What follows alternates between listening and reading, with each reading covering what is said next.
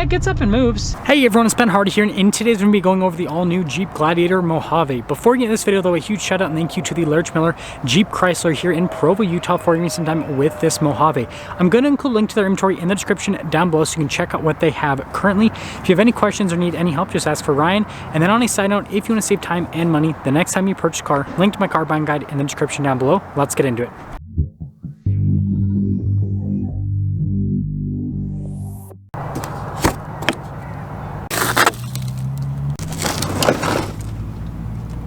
Under the hood, we have a naturally aspirated 3.6 liter V6 that goes through an 8-speed automatic transmission. Fuel economy 17 around town and then 22 on the highway, with power outputs being 285 horsepower and then 260 pound-feet of torque.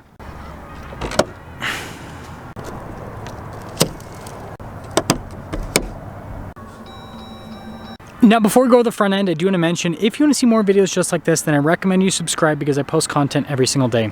So starting with the hood, first off, I did try to clear off the snow, but it's actually not snow, it's ice, like it's iced on pretty hardcore. So yeah, anyways, you got the Mojave vent there in the center, and then you guys can see you've got those two little things you can lower the windshield down onto them, and they also contain the washer jets, which is also pretty cool. And then look at Mojave here on the side.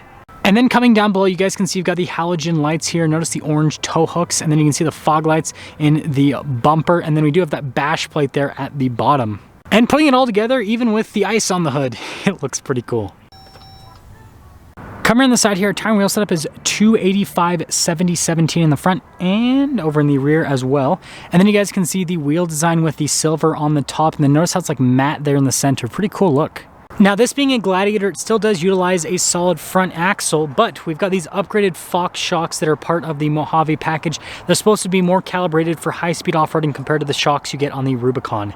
And then we have our 4x4 desert rated badge there, Jeep Gladiator, down below. And then you guys can see the mirrors, the door handles match, and then this one has the body painted hardtop. And then you guys can see with the shocks there in the back, definitely a cool look. And then this does have a solid rear axle.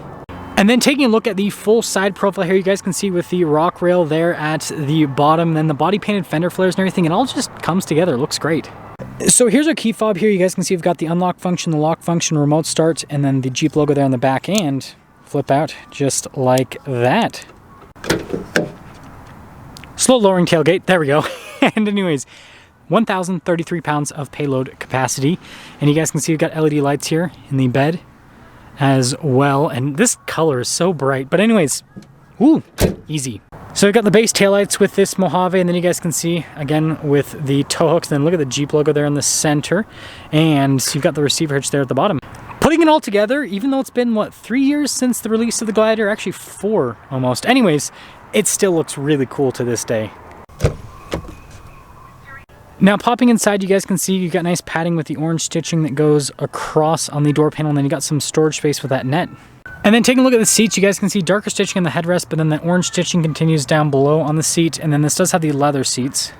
Legroom here in the back is solid. You guys can see the little storage net right there. We've got the holders above that, some vents here in the center. We've got the window controls as well, and then got some outlet action too. And that headroom's also solid back here. Now, taking a look at the front door panel, you guys can see again with the stitching and the padding, and then look down below with the netting. You've got our door lock and unlock mirror adjustments, and then there's a quick look at the mirrors. And then here's the front seat. Again, notice Mojave there, and then you got the orange stitching, and the seat is manually adjustable, normal Jeep fashion. Got this cool light control here with the fog light, and then the cargo light, and then look at like the coloration around the vent, and then you got nice stitching on the dash.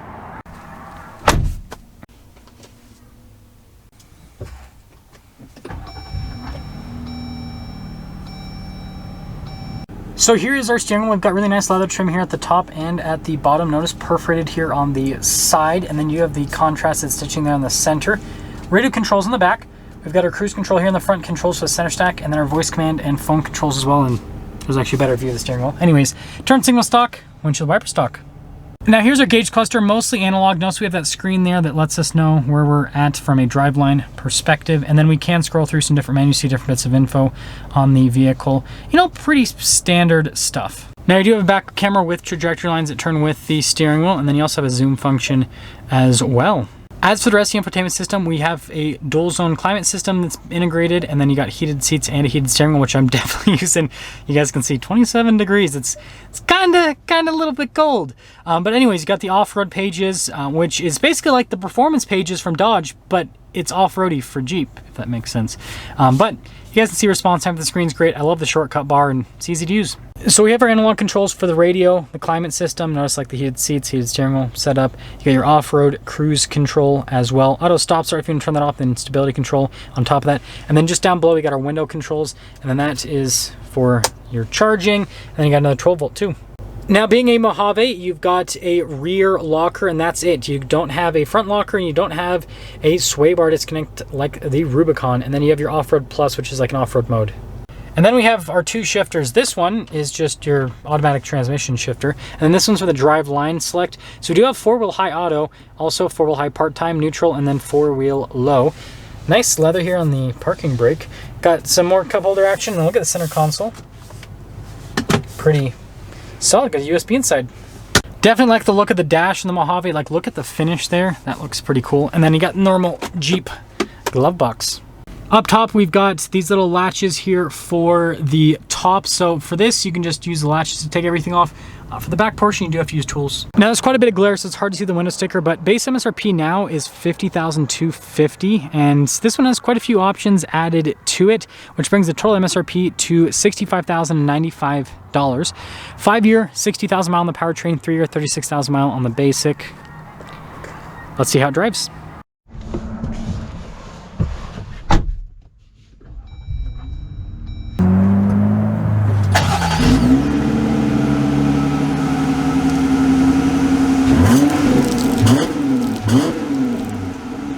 Well, let's talk about visibility before we set off. Here's your visibility over the HUD, both the mirrors, throughout the rest of the rear, and, well, let's set off. And this is a weird day for me today, because this is the first video that I'm filming that I'm actually doing driving impressions.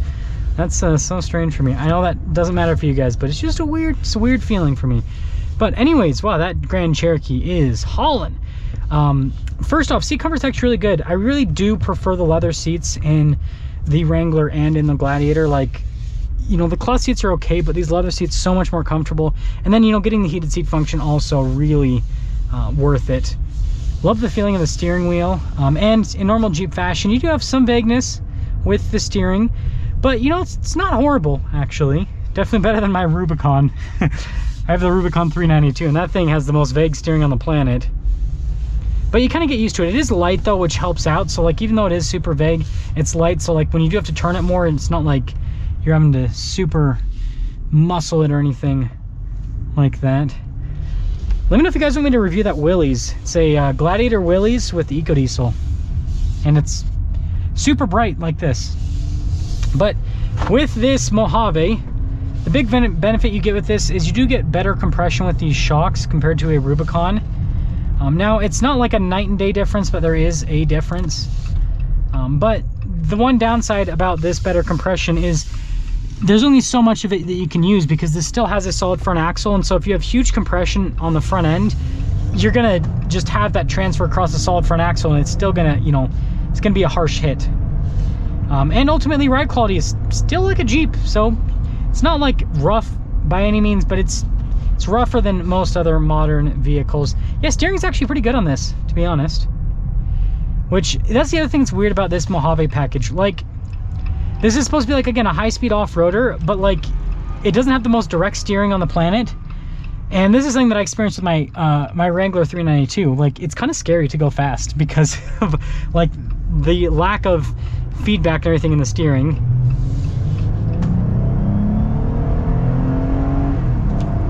Yeah, it gets up and moves.